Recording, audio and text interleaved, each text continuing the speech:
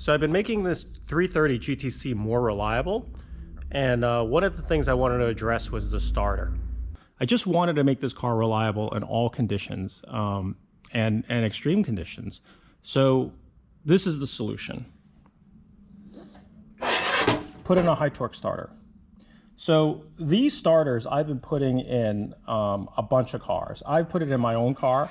They're based on a reduction motor starter, and what happens is this little motor it's geared so that it spins at a much higher speed, but a lot less current draw than the old one. When you listen to an old Ferrari, it goes, it's the old starter that just it draws down so much power from the electrical system that it then gives a lot harder time for the rest of the system to fire over the spark plugs. So what I've done even with my car is replaced it, and it starts without any draw at all. If you have the car tuned, it starts with a bump of the key.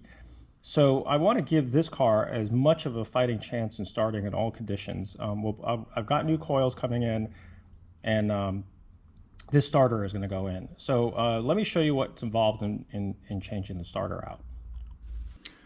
On a 330, the starter, or all Ferrari starters for that matter, are tucked way up underneath.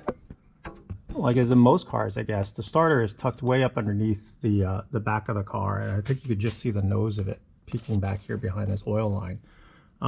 So it doesn't come out very easily because of the frame rail, but it does come out once you remove the headers. So I'm going to start, if you can see with the light here, the headers drop down here and then they go into this Y pipe. So first thing I'm going to do is unbolt the bottom of these the headers, and then see if I can sneak off one set of headers and get the starter out. Oftentimes, and it looks like on a GTC, the way they're overlapped, I think I'm going to have to pull both headers out. But I'm going to try with the rear one and see if I can get access to the starter. And then from there, we're going to go. But it starts with removing these two pipes, down pipes.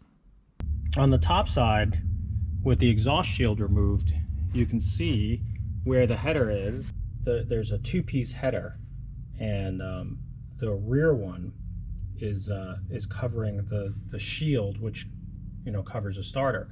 The new starter is significantly smaller than the old one, so if I can get the old one out, the new one definitely can be reached just by removing the rear header. But this one, we'll see if I can sneak out the big one. I don't know. And sometimes it works, sometimes it differs. This GTC header is a different shape than the header on my car. So each car has a slightly different shape to the headers, and you never know. So you kind of have to try your best. I'm going to take the shield off, take the rear header off, and see if I can get that starter at least unbolted and taking the wiring out and see if it'll pop out. Worst comes to worst, I have to take the front header out. Not a big deal, just a little bit more time. All right, I got the rear header out, and I exposed the starter.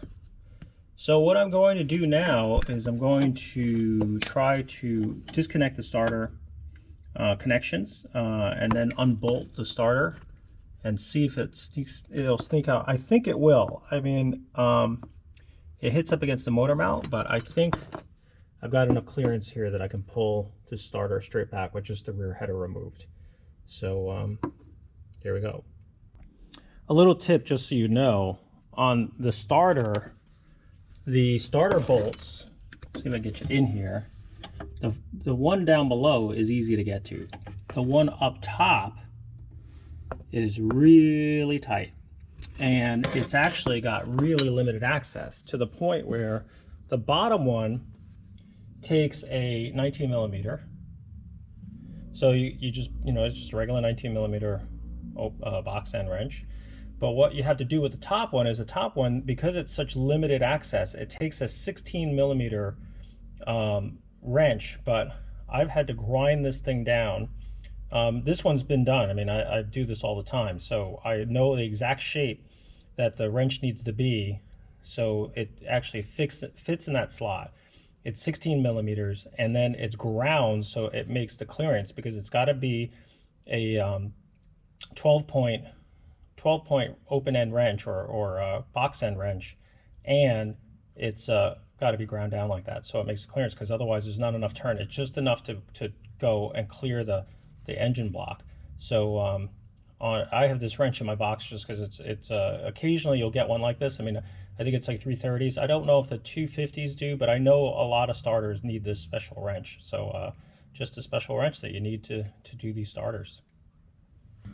Wah wah, can't get the starter out without taking the front header out. See, it's just not enough room. I was hoping, because on my 330 it was a 4-mount engine, so the motor mount is not located so close back here. So as you can see, as I'm backing the nose of the starter out for the bell housing, it hits up against the motor mount on this GTC. So unfortunately, I have to take this header out. Not a big deal, just you know, hoping to save one extra step, but that's just the world of playing with Ferraris. So I got the starter out, and you can really see the difference in size. I mean, this thing, comparatively, when you look at how much weight even and size, it's quite a difference. And on top of it, this thing draws so much more power compared to this guy, because this guy is a reduction gear starter, so the motor spins a lot faster, draws a lot less amperage, and starts the car faster. So what ends up happening is, you'll see, if you have a car tuned, it barely even engages, turns the engine over so quickly, leaves a lot of that voltage to the coil, so that it gives the ignition system a little bit more of a chance of starting, and fires up so fast. So you know, the other thing with these is, as they're getting older, the internal wiring is starting to get a little bit worn out and dirty, and the connections are getting are just using more and more, having more and more resistance. So there's not a lot of people that restore these things anymore. At least, you know, that we're losing all these guys who know how to do this and do it right. So what I've been doing for cars that are driving and daily drivers, I've been putting this one in. So if you want to get one, you know, this is not sponsored, but FerrariStarters.com is where I get mine. I think you can get them all over the place, but there are people who make them. But he's got the adapter plate. You just got to make sure that you order the right one, so that it fits. It's the same, you know, it's a machined adapter plate for these.